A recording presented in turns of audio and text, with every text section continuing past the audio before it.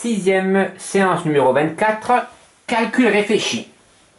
Premier, il faut comparer 3 cinquièmes, comparer 3 cinquièmes et 13 quinzièmes.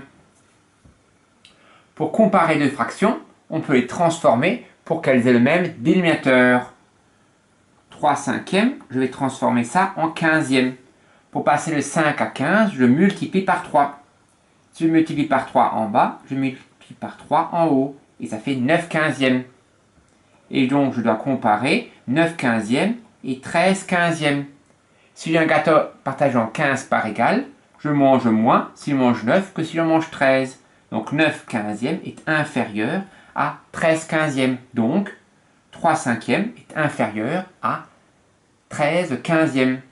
Deuxième, pour une pyramide à base carrée, il faut que je compte le nombre de sommets et le nombre d'arêtes.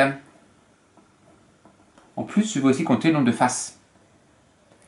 J'ai pas de pyramide à base carrée sous la main, donc je vais dessiner un croquis.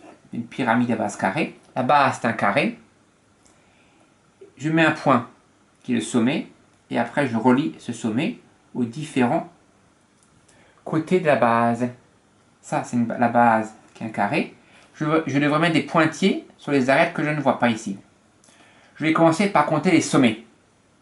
Les 4 sommets de la base, plus le sommet ici. Donc ça fait bien 5 sommets. Je vais compter les arêtes. J'ai 4 arêtes à la base, et après 4 arêtes qui montent vers le sommet ici. Donc ça fait 8 arêtes. Et combien de faces? J'ai une face qui est la base, et après j'ai 4 faces qui montent vers le sommet ici. Donc j'ai 5 faces. Troisième, j'ai un segment. Je le mets à B. Il faut que je trouve combien il a d'axes de symétrie. Premier axe de symétrie, c'est un croquis ici, c'est la médiatrice du segment AB. Parce que si je fais une symétrie, le point A, il va sur le point B, et le point B va sur le point A. Et donc ce segment-là se transforme en ce segment-là. C'est un premier axe. Premier axe de symétrie. Et j'en ai aussi un deuxième. Celui-là, vous allez sans doute oublier. Le deuxième axe, c'est la droite AB. Le deuxième axe, c'est la droite AB, qui est un axe de symétrie pour le segment AB. Parce que si je plie, le segment il est invariant. Il reste au même endroit.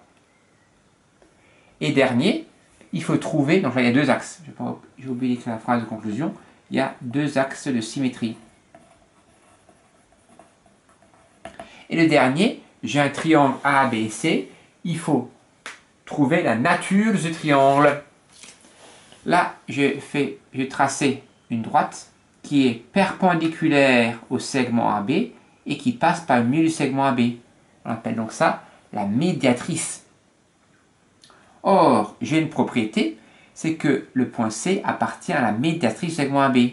Ça veut dire que le point C est équidistant des points A et B. La propriété est que tous les points de la médiatrice d'un segment sont équidistants, ça veut dire à la même distance des extrémités du segment. Donc comme le point C appartient à la médiatrice du segment AB, j'ai que la longueur CA est égale à la longueur CB. Ça veut dire que le triangle ABC est isocèle en C, parce que cette longueur-là est égale à cette longueur-là. Elle est peut-être égale en plus à la longueur AB, mais ça, je ne peux pas le savoir. Je n'ai pas le codage qui me le prouve. Donc le triangle ABC est isocèle en C.